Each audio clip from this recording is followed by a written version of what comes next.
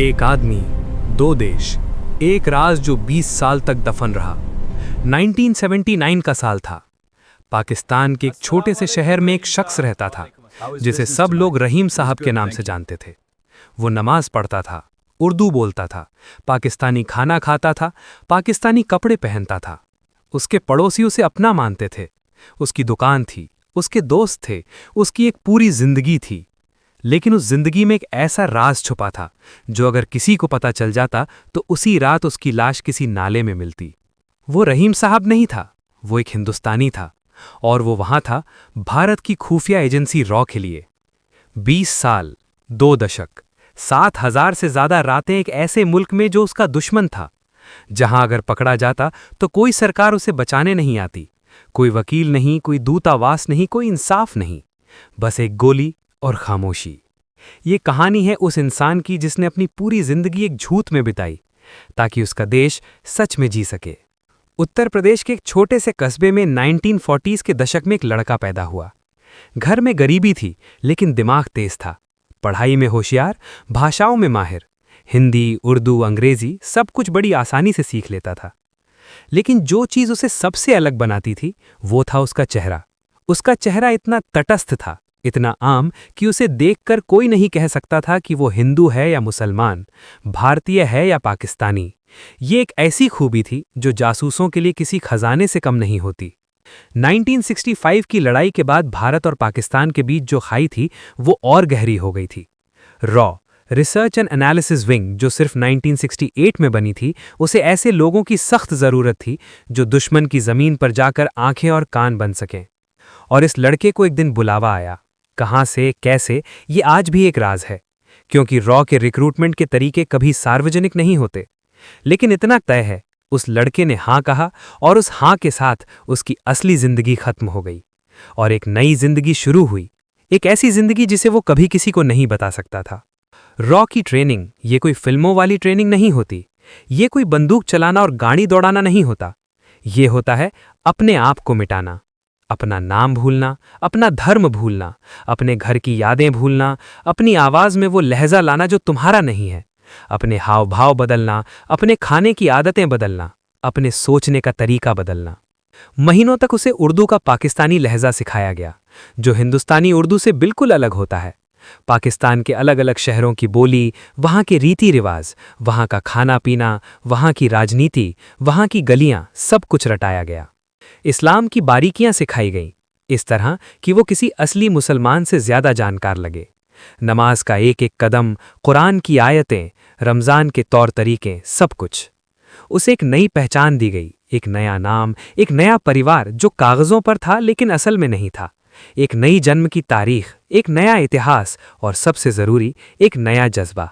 क्योंकि जासूसी में सबसे बड़ा हथियार बंदूक नहीं होती, बल्कि ये भरोसा होता है कि जो काम तुम कर रहे हो वो तुम्हारे देश के लिए है और वो देश तुम्हें याद रखेगा। लेकिन क्या सच में ऐसा होता है? ये सवाल बाद में आएगा। पहले उसे पाकिस्तान जाना था। 1970s के दशक की शुरुआत, भारत पाकिस्तान सरहद, रात का अंधेरा, सन्नाटा, बस कुछ सितारे और दो देशों के बीच खिंची एक लकीर। वो लकीर पार करने का मतलब था अपनी दुनिया छोड़ना। उसके पास एक थैला था, उसमें कुछ कपड़े, कुछ कागजात और एक किंवदंती, एक बनाई गई कहानी जो उसकी पहचान थी। वो पाकिस्तानी था, वो वहीं पैदा हुआ था, वो कराची में बड़ा हुआ था, उसके माँ बाप मर चुके थे, वो एक छोटे कारोबारी था। ये सब झूठ था, लेकिन ये झूठ ही उसकी जिंदगी थी। सरहद पार करते वक्त उसका दिल कैसे धड़क रहा था ये सोचकर ही रोंगटे खड़े हो जाते हैं। एक तरफ भारत था, उसका असली घर, दूसरी तरफ पाकिस्तान, उसकी नई जिंदगी, और इन दोनों के बीच में एक ऐसी खामोशी थी जो 20 साल तक नहीं टूटी। पाकिस्तान में दाखिल होते ही उसने एक छोटे शहर में अपनी जड़ें जमाई। पहले कुछ महीने बेहद मुश्किल थे। हर वक्त ये डर था कि कोई पूछ ना ले कुछ ऐसा जो उसकी कहानी में ना हो। हर छोटी छोटी बात, चाय पीने का तरीका, बात करने का अंदाज, किसी से मिलने पर सलाम का लहजा, सब कुछ परखा जाता था। लेकिन उसने वो सब पास किया। एक एक दिन धीरे धीरे उसने एक दुकान खोली, छोटा मोटा कारोबार, लोगों से मेलजोल बढ़ाया, मोहल्ले में घुल मिल गया और पाकिस्तान के लोगों ने उसे अपना मान लिया। फिल्मों में जासूस सूट बूट पहनते हैं, महंगी गाड़ियां चलाते हैं, खूबसूरत लोगों से मिलते हैं। असली जासूसी बिल्कुल अलग होती है। असली जासूसी में आप एक मामूली इंसान होते हैं, एक दुकानदार, एक दर्जी, एक चाय वाला। आपका काम होता है सुनना, देखना, याद रखना। वो यही करता था। जब पाकिस्तानी फौजी अफसर उसकी दुकान पर आते और बातें करते, वो सुनता था। जब शहर में कोई नया आता था, कोई हलचल होती थी, वो उसे नोट करता था। जब किसी फौजी काफिले की खबर आती थी तो वो उसे किसी तरह भारत पहुंचाता था। कैसे? ये सबसे पेचीदा हिस्सा है। रॉ के एजेंट्स डेड ड्रॉप का इस्तेमाल करते थे, यानी एक तय जगह, एक पत्थर के नीचे, एक दीवार की दरार में, एक पेड़ की जड़ में, जहां वो जानकारी छोड़ता था और दूसरा एजेंट उसे उठाता था। दोनों एक दूसरे को कभी नहीं देखते थे, कभी नहीं मिलते थे। ये इसलिए होता था ताकि अगर एक पकड़ा जाए तो दूसरे के बारे में कुछ भी न बता सके। रेडियो ट्रांसमीटर भी इस्तेमाल होते थे, छोटे, छुपाने में आसान। रात के अंधेरे में जब सब सो जाते थे, वो कोड में संदेश भेजता था। और हर बार वो एक ऐसी चाकू की धार पर चलता था जहां जरा सी चूक मौत थी। एक बार, और ये घटना उसने बाद में बताई, एक पाकिस्तानी खुफिया अधिकारी उसकी दुकान पर आया। बातचीत होने लगी, आम बातें। लेकिन फिर उस अधिकारी ने एक सवाल पूछा, ऐसा सवाल जो सिर्फ कोई पाकिस्तानी ही सही जवाब दे सकता था। एक बेहद स्थानीय संदर्भ, एक पुरानी घटना जो सिर्फ उस इलाके के लोग जानते थे। उसने 1 सेकंड के लिए सोचा और फिर जवाब दिया, बिल्कुल सही। उस अधिकारी ने मुस्कुराकर चाय पी और चला गया। लेकिन उस 1 सेकंड में उसकी पूरी जिंदगी उसके सामने से गुजर गई थी। वो जो जानकारियां भेजता था, वो कोई मामूली जानकारियां नहीं थीं। 1971 की जंग से पहले भारत को पाकिस्तानी फौज की तैनाती, उनके हथियार, उनकी रणनीति की जानकारी चाहिए थी। पूर्वी पाकिस्तान में क्या हो रहा था, ये भारतीय फैसलों के लिए बेहद जरूरी था। रॉ के एजेंट्स इस जानकारी का एक अहम हिस्सा थे। कहा जाता है कि 1971 की भारत की जीत, जो सिर्फ 13 दिनों में हुई और जिसने बांग्लादेश को जन्म दिया, उसमें खुफिया जानकारी की बहुत बड़ी भूमिका थी। जब इंदिरा गांधी ने फैसला किया कि भारत को दखल देना होगा, ये फैसला अंधेरे में नहीं हुआ था। ये उन जानकारियों की रोशनी में हुआ था जो पाकिस्तान की जमीन से आई थीं। उन जानकारियों में उस जैसे लोगों का खून और पसीना था। लेकिन जब भारत जीता, जब पूरा देश जश्न में डूबा था, तो वो क्या कर रहा था? वो पाकिस्तान में बैठा था, चुप, अकेला, क्योंकि उसका काम खत्म नहीं हुआ था। 20 साल, ये सिर्फ एक संख्या नहीं है। 20 साल मतलब अपनी माँ की मौत की खबर सुनकर भी रो न सकना, क्योंकि रोने की वजह बताना मुश्किल होती। 20 साल मतलब अपने बच्चों को बड़े होते न देखना। 20 साल मतलब किसी एक इंसान से भी सच न बोल पाना। इंसानी दिमाग इतना बोझ उठा सकता है, ये सोचकर हैरानी होती है। जासूसी की दुनिया में इसे लेजेंड मेंटेनेंस कहते हैं, यानी अपनी बनावटी कहानी को इतना जीना कि वो असली लगे। लेकिन जो लोग इस काम से गुजरे हैं, वो कहते हैं कि इसकी सबसे बड़ी कीमत मानसिक होती है। रात को नींद नहीं आती, सपने आते हैं असली घर के, असली नाम के, असली माँ की आवाज़ के, और फिर सुबह उठकर फिर वही चेहरा लगाना होता है। एक बार उसने अपनी एक डायरी में लिखा था, जो बाद में सामने आई, मैं नहीं जानता मैं कौन हूँ। मेरा असली नाम याद आता है तो लगता है किसी और की कहानी है। ये एक वाक्य किसी थ्रिलर उपन्यास की नहीं, बल्कि एक असली इंसान की पीड़ा है। 1980 का दशक, पाकिस्तान में जिया उल हक का राज। ISI, इंटर सर्विसेज इंटेलिजेंस, अपनी ताकत के चरम पर थी। अफगानिस्तान में सोवियत संघ के खिलाफ जंग चल रही थी। पाकिस्तान CIA और ISI का सबसे अहम केंद्र बन चुका था, और इस माहौल में जासूसों को पकड़ना ISI का सबसे बड़ा मिशन था। उसने महसूस किया कि कुछ बदल रहा है। उसकी दुकान के पास कुछ अजनबी दिखने लगे। उसके पड़ोसियों ने उससे कुछ अजीब सवाल पूछे। एक बार उसके घर की तलाशी हुई, रूटीन चेकिंग के नाम पर। उसने अपना रेडियो ट्रांसमीटर बहुत पहले ही एक सुरक्षित जगह छुपा दिया था। उसकी डायरी में कोई संदिग्ध बात नहीं थी। उसके कागजात बिल्कुल सही थे। तलाशी खाली हाथ लौट गई। लेकिन उस दिन के बाद उसने संपर्क और भी कम कर दिया। महीनों तक कोई जानकारी नहीं भेजी, बस इंतजार किया, बस जीता रहा। यही असली जासूसी है। जब तुम जानते हो कि खतरा है तो रुकना, छुपना और फिर सही वक्त का इंतजार करना। इन 20 सालों में उसने जो जानकारियां भेजी वो कितनी अहम थीं, हम पूरी तरह से नहीं जानते, क्योंकि रॉ अपने ऑपरेशंस को सार्वजनिक नहीं करती। लेकिन जो थोड़ा बहुत सामने आया है वो चौंकाने वाला है। पाकिस्तान के कुछ फौजी अड्डों की जानकारी, उनकी ताकत, उनकी कमजोरियां, पाकिस्तान के परमाणु कार्यक्रम की शुरुआती जानकारी। 1970 के दशक में जब पाकिस्तान ने परमाणु बम बनाना शुरू किया, उस वक्त जो भारत को खबरें मिली, उनमें से कुछ इन जैसे एजेंटों से आई थीं। पाकिस्तान चीन सहयोग की जानकारी और वो जानकारियां जो भारत की विदेश नीति के फैसलों में काम आई। एक देश की सुरक्षा ये सिर्फ फौजियों की वजह से नहीं होती, ये उन अनाम लोगों की वजह से भी होती है जो दुश्मन की धरती पर खड़े होकर अपनी जान जोखिम में डालकर आंखें खुली रखते हैं। 1990 के दशक की शुरुआत में उसे वापस बुलाया गया। कैसे, ये भी एक राज है, लेकिन जासूसी की दुनिया में वापसी की योजना पहले से बनी होती है। एक कोड होता है, एक संकेत होता है, और जब वो संकेत मिलता है तो एजेंट को किसी तरह निकलना होता है। भारत लौटने पर वो एक बिल्कुल अलग इंसान था। उसका असली नाम उसे याद तो था, लेकिन अजीब लगता था। उसके रिश्तेदार उसे पहचान नहीं पाए। उसका परिवार, जो उसके बिना बड़ा हुआ था, एक अजनबी की तरह था। सबसे दुखद बात यह थी, उसकी माँ उसका इंतजार करते करते मर चुकी थी, और वो वहां था, पाकिस्तान में, एक झूठे नाम के साथ। रॉ ने उसे कुछ पैसे दिए, एक छोटी सी जमीन और एक वादा कि उसकी सेवाएं देश के लिए अमूल्य थीं। लेकिन कोई सार्वजनिक सम्मान नहीं, कोई परेड नहीं, कोई मेडल नहीं, क्योंकि उसके काम को स्वीकार करने का मतलब था रॉ के तरीकों को उजागर करना, और वो भारत नहीं करता। वो अपने ही देश में एक अजनबी की तरह जीने लगा। भारत की खुफिया agency raw research and analysis wing 1968 में बनाई गई थी। इसके पहले प्रमुख थे रामेश्वर नाथ काव। काव साहब एक दूरदर्शी इंसान थे। उन्होंने रॉ को एक ऐसी एजेंसी बनाया जो सिर्फ जानकारी नहीं जमा करती थी, बल्कि इतिहास बदलती थी। 1971 की जंग में रॉ की भूमिका को आज भी खुफिया रखा गया है, लेकिन जो थोड़ा बहुत सामने आया है उससे पता चलता है कि भारत की उस जीत में खुफिया काम की बहुत बड़ी भूमिका थी। रॉ ने पाकिस्तान में जो नेटवर्क बनाया था वो बेहद सावधानी से बनाया गया था। हर एजेंट को दूसरे से अलग किया जाता था। किसी को किसी के बारे में पूरी जानकारी नहीं होती थी। ये इसलिए ताकि एक धागा खिंचे तो पूरा जाल न उधड़े, और इसीलिए इन एजेंटों की कहानियां आज भी अधूरी हैं। अब जरा उस तरफ से सोचते हैं।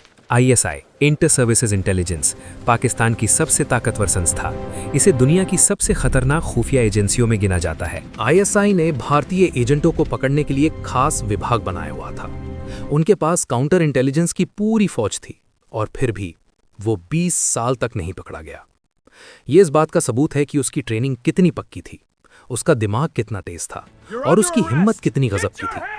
लेकिन यह भी सच है कि कुछ एजेंट पकड़े भी गए, और उनके साथ जो हुआ वो सुनकर रूह कांप जाती है। ISI के कैद खाने में भारतीय एजेंटों को सालों तक रखा गया। उनसे जानकारी निकालने के लिए हर तरह का दबाव डाला गया। उनमें से कुछ टूट गए, कुछ नहीं टूटे।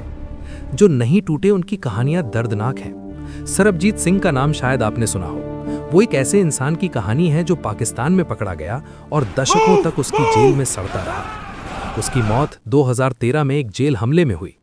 ये सिर्फ एक नाम नहीं है, ये एक चेतावनी है उस दुनिया की जहां हमारा नायक 20 साल रहा। अब एक असली नाम, रविंद्र कौशिक। ये वो इंसान है जिसकी कहानी सबसे ज्यादा सामने आई। ब्लैक टाइगर के नाम से जाना जाता है। रविंद्र कौशिक के राजस्थान के श्री गंगानगर के रहने वाले थे। बचपन से ही नाटकों में काम करते थे। उनकी आवाज में जादू था, चेहरे पर भाव बदलने की अद्भुत क्षमता थी। 1975 में जब वो सिर्फ 23 साल के थे, रॉ ने उन्हें चुना। उन्हें पाकिस्तान भेजा गया। उन्होंने अपनी पहचान बदली, नाम रखा नबी अहमद शाकिर। कराची में पहले, फिर लाहौर में रहे। उन्होंने पाकिस्तानी लड़की से शादी की। ये उनकी कवर स्टोरी का हिस्सा था, लेकिन वो शादी असली थी। उनके बच्चे हुए। उन्होंने पाकिस्तानी फौज में नौकरी हासिल की और मेजर के पद तक पहुंचे। एक भारतीय पाकिस्तानी फौज में मेजर, ये सोचकर ही दिमाग चकरा जाता है। 15 साल तक उन्होंने पाकिस्तानी फौज की अंदरूनी जानकारियां भारत भेजी। फौजी अड्डों की जानकारी, हथियारों की तैनाती, रणनीतिक योजनाएं। 1983 में एक दूसरे एजेंट की गलती की वजह से वो पकड़े गए। ISI ने उन्हें गिरफ्तार किया, मुकदमा चला। पाकिस्तानी अदालत ने उन्हें पहले मौत की सजा दी, जो बाद में उम्र कैद में बदली। पाकिस्तानी जेल में उन्होंने सालों बिताए। उन्होंने भारत सरकार से मदद मांगी, बार बार चिट्ठियां लिखीं। उनकी मां ने प्रधानमंत्री तक को खत लिखे, जवाब नहीं आया। भारत ने कभी आधिकारिक तौर पर यह स्वीकार नहीं किया कि रविंद्र कौशिक उनके एजेंट थे, क्योंकि स्वीकार करना कमजोरी दिखाना होता है। 2001 में रविंद्र कौशिक की पाकिस्तानी जेल में मृत्यु हो गई। अकेले, अपने देश से दूर, अपने परिवार से दूर, अपने असली नाम से दूर। रविंद्र कौशिक की मां, जो श्री गंगानगर में रहती थीं, दशकों तक इंतजार करती रहीं। कृपया मेरी उन्होंने हर दरवाजा खटखटाया, हर नेता से मिली, हर अधिकारी से गुहार लगाई। एक मां जिसका बेटा देश के लिए गया था, और वो देश उसे वापस नहीं ला सकता था। उनकी बहन सुभाषिनी ने बाद में मीडिया को बताया, हमें नहीं पता था कि भाई कहाँ है। सालों तक अंधेरे में रहे। जब पता चला तो वो पाकिस्तानी जेल में थे, और जब वापस आने की उम्मीद जागी तब तक बहुत देर हो चुकी थी। ये कहानी सिर्फ एक जासूस की नहीं है, ये उस माँ की कहानी है जिसने अपना बेटा खोया, उस बहन की कहानी है जिसने अपना भाई खोया, उस पत्नी की कहानी है, पाकिस्तानी पत्नी की, जो नहीं जानती थी कि उसका पति कौन है। यहाँ एक बेहद जरूरी सवाल उठता है, जब एक जासूस किसी देश में जाकर लोगों का भरोसा जीतता है, उनसे दोस्ती करता है, उनसे प्यार करता है और फिर उनकी जानकारी दुश्मन को देता है, तो क्या यह नैतिक है? ये सवाल दुनिया भर के दार्शनिकों ने, नैतिकतावादियों ने पूछा है और जवाब हमेशा मुश्किल रहा है। रविंदर कौशिक की पाकिस्तानी पत्नी, उसने एक असली इंसान से शादी की थी। उसके बच्चों ने एक असली बाप को प्यार किया था। जब सच सामने आया तो उनका क्या हुआ? ये दर्द भी उतना ही असली है। जासूसी की दुनिया में हर जीत के पीछे कोई ना कोई टूटता जरूर है। ये वो कीमत है जो दुनिया अदा करती है जब देश आपस में दुश्मन होते हैं। भारत और पाकिस्तान के बीच जासूसी का ये खेल 1947 से चल रहा है, दोनों तरफ से, हमेशा। आईएसआई ने भारत में जासूस भेजे, रॉ ने पाकिस्तान में भेजे। कभी कभी दोनों एजेंसियां एक दूसरे के एजेंटों को पकड़ती हैं और उन्हें शो के तौर पर इस्तेमाल करती हैं, राजनयिक दबाव के लिए। कभी कभी एजेंट डबल एजेंट बन जाते हैं, यानी दोनों तरफ के लिए काम करने लगते हैं। और कभी कभी एजेंट बस गायब हो जाते हैं, कोई नहीं जानता क्यों, कहां। यह एक ऐसा खेल है जिसमें कोई फाइनल नहीं होता। जीत भी आती है, हार भी, लेकिन खेल रुकता नहीं, क्योंकि दो परमाणु शक्तियां जो एक दूसरे की आंखों में देखती हैं, उनके लिए यह खेल जरूरी है। ये एक कड़वी सच्चाई है, लेकिन सच है। दुनिया भर में ऐसे जासूस हुए हैं जिनकी कुर्बानी को बाद में सम्मान मिला। इजराइल में एली कोहेन की कहानी मशहूर है। उन्होंने सीरिया में सालों काम किया, पकड़े गए और 1965 में फांसी दी गई। आज इजराइल उन्हें राष्ट्रीय नायक मानता है। उनके नाम पर सड़कें हैं, किताबें हैं, फिल्में हैं। अमेरिका में CIA के वॉल ऑफ ऑनर पर उन एजेंटों के नाम हैं जो मरे, भले ही वो नाम गुप्त हों। भारत में रॉ के दफ्तर में कोई ऐसी दीवार है या नहीं, ये सार्वजनिक नहीं है, लेकिन ये होनी चाहिए। हर उस इंसान के लिए जो देश की सेवा में अपना नाम तक मिटा देता है, उसे कम से कम इतिहास की एक पंक्ति तो मिलनी चाहिए। आज के दौर में जासूसी की दुनिया बदल गई है। अब जासूसी सिर्फ इंसानों से नहीं होती, सैटेलाइट से होती है, साइबर स्पेस से होती है, ड्रोन से होती है, सोशल मीडिया से होती है। लेकिन, और ये जरूरी बात है, इंसानी खुफिया जानकारी आज भी सबसे कीमती है। एक मशीन ये नहीं बता सकती कि एक कमरे में बैठे लोगों के चेहरे पर क्या भाव है। एक सैटेलाइट ये नहीं सुन सकता कि किसी बातचीत में कौन सा राज छुपा है। इसीलिए रॉ, CIA, ISI, मोसाद सभी आज भी जमीनी एजेंट रखते हैं। और आज भी दुनिया के किसी कोने में कोई ना कोई ऐसा इंसान है जो एक झूठी पहचान के साथ जी रहा है, अपने देश के लिए, बिना किसी पहचान के, बिना किसी सम्मान के, बस एक उम्मीद के साथ। कहा जाता है कि रविंद्र कौशिक ने पाकिस्तानी जेल से अपनी मां को एक आखिरी खत लिखा था। उस खत में उन्होंने लिखा था, मां, मैंने जो किया वो मुझे गलत नहीं लगा, लेकिन तुम्हें इस दर्द में देखना, ये मेरी सबसे बड़ी सजा है। ये खत भारत सरकार के पास है या नहीं, किसी को नहीं पता। शायद किसी दफ्तर की फाइल में दबा हो, शायद किसी कागज की तह में, या शायद वो खत कभी भेजा ही नहीं गया, जेल की दीवारों में ही रह गया। लेकिन उसमें जो दर्द था वो आज भी जिंदा है। ये कहानी सिर्फ एक जासूस की नहीं है, ये उन हजारों लोगों की कहानी है जिनके नाम हम नहीं जानते, जो किसी सरहद के पार बैठे हैं, जो आज भी एक झूठी जिंदगी जी रहे हैं, जिनके परिवार इंतजार कर रहे हैं और जिन्हें पता है कि वो कभी खुलकर नहीं कह पाएंगे कि मैं हिंदुस्तानी हूं। भारत माँ के वो बेटे जो माँ की गोद से दूर दुश्मन की जमीन पर माँ की हिफाजत करते हैं, ये उनके लिए एक सलाम है।